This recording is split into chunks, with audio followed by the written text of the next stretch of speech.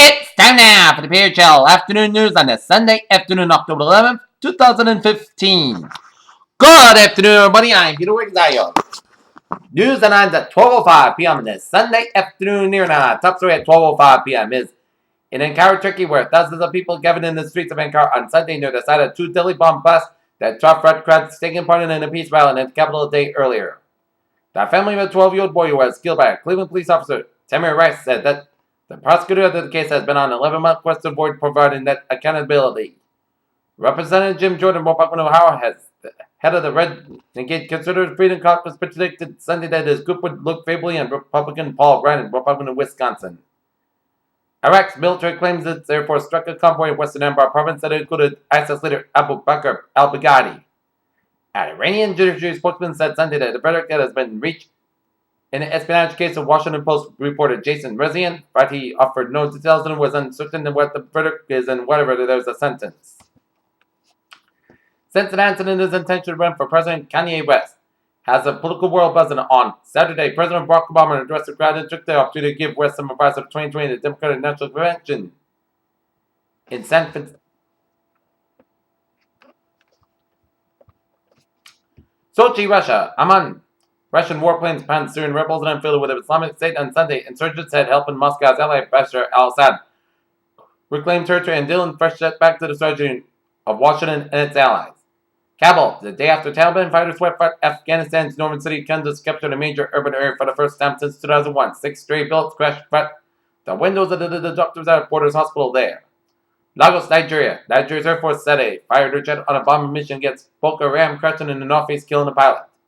First such Iranian missile that could reach Israel, minister says missiles are for deterrence, not aggression. Focus on accuracy, broadens potential target list. The chairman of the House Committee on Benghazi struck back Sunday morning at a fired staffer who was accused in a panel of engaging in the partisan probe to tarnish Hillary Clinton with the lawmakers sent into the claims period newly. A series of the smaller earthquakes in man recorded across northern Oklahoma following 2 moderate earthquakes in the area the previous day. Lucky one in Oregon, shootings provided details of the massacre. A right to die bill was signed into law by Governor Jerry Brown of California Monday, making the state the 5th to allow the physician-assisted suicide. U.S. Federal Reserve policymakers are still likely to raise the interest rates this year, but that is an expectation, not a commitment, and it could change it in a global economy pushes the U.S. Tribune Media Company announced that their the real estate company last Thursday that the historic Tribune Tower in Chicago may be listed for sale. Quarterly results from big banks like J.P. Morgan Chase, Goldman Sachs, and Citigroup this week will give investors their first taste and have disappointing earnings season maybe as they seek to clear catch-its estimates that fell considerably during. Technet Incorporated, a McLean, Virginia-based broadcast and digital media company operating television stations along with consumer websites, cut off their access to local channels for its Dish Network Corporation.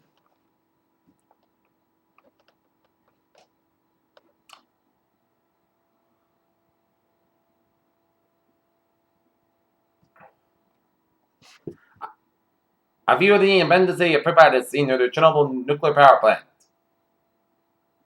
with the wildlife flourishing. Called and wasn't dead, honeybees are being fed by tiny flies that lead them to lurch and stagger around like zombies.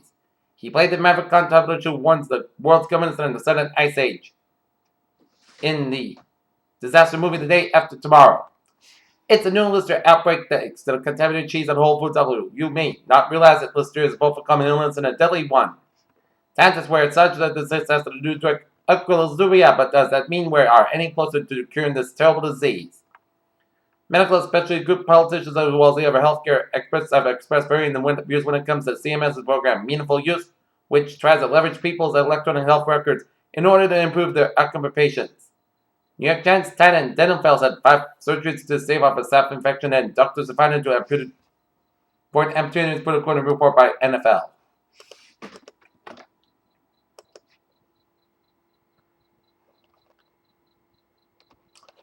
Peter Chell News on 12:09. Time now for a sports report here.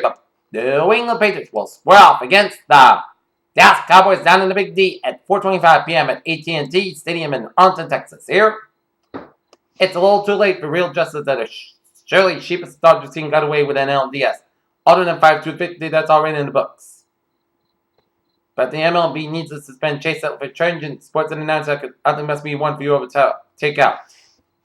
Several big name players like Antonio Gates, Sheldon Richardson, Greg Hardy, and Rolando McClain play for the first time Sunday due to 4-game suspensions.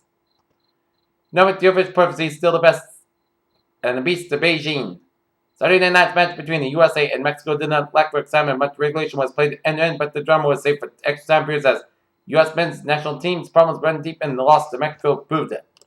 Peter Chell News Times, now 12:10, time now for a travel report. Beep beep on the Sunday afternoon here, and it is us.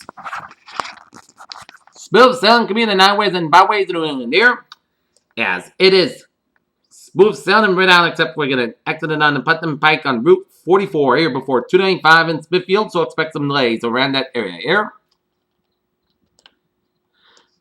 Up in Greater Boston, 95 on the northbound side, it did slow before Route 120 again in here. 120 on the southbound side for Route 37 to the Braintree split. 120 on the southbound side, so after Route 37 to Route 20 in Randolph here.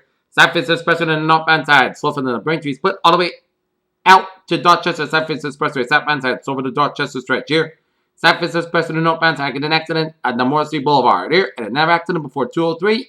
And we got another accident in the Southwest Expressway and around the Braintree split, so expect some delays here. 120 on the northbound side, so after Great Plains Avenue in Needham, so expect some delays here. 93 on the northbound side, so from Mass Ave all the way up to Zakin Bridge here. Mass parking interchange with 185 in Westboro, a little slow here. Mass parking in the westbound side, so before Route 20 in Sturbridge. I-84 southbound, so between Mass parking Route 20 in Sturbridge on I-84 westbound side here. Mass parking in the westbound side, so around Logan Airport. Route 1 in the northbound side, so from Route 60 in Revere all the way up to Route 99 in Revere here. 120 on the northbound side, so from Route 3 in Burlington all the way out to Route 20 in Redden here. 93 on the northbound side is so from 20 in Storm all the way out to Route 120 in Redden here. And 128 is so from Redden all the way out to Route 95 in Peabody here.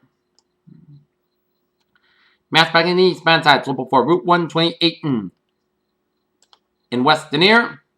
393.95, otherwise looking good from 120 in the New Hampshire border here. 93 in the northbound side in Derry, New Hampshire. We get an accident on 93 in the northbound side before Route 20 in Derry, New Hampshire, so expect some delays from 93 northbound from 102 in Derry all the way up to 293 in Manchester, New Hampshire here. 95 on the northbound side of Hampton Tolls a little slow here. Up in the main turnpike here is looking good from York in the Garden via Portland here. Okay, look at MBTA alerts here.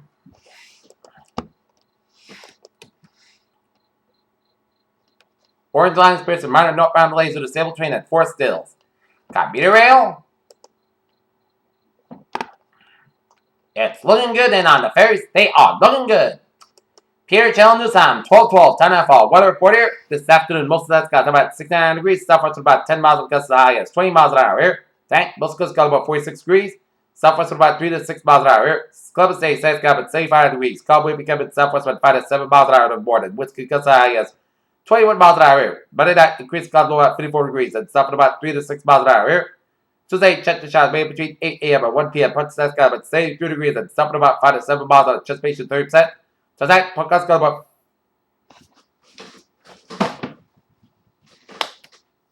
50 degrees here. Wednesday, both sides of the podcast got about 66, about 42 degrees. Thursday, both sides of the podcast got about 60, about 42 degrees.